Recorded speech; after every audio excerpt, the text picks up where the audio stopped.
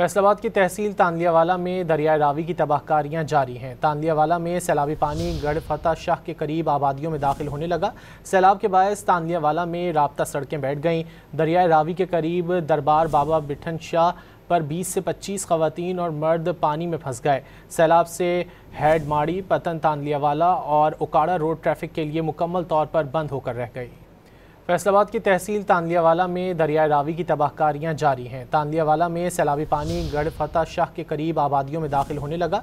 सैलाब के बायस तांदियावाला में राब्ता सड़कें बैठ गईं। दरियाए रावी के करीब दरबार बाबा बिठन शाह पर 20 से 25 खवातीन और मर्द पानी में फंस गए। सैलाब से हैड माड़ी, पतन, तांदियावाला और उकाड़ा रोड ट्रैफिक के लिए मुकम्मल तौर पर बंद होकर रह गई।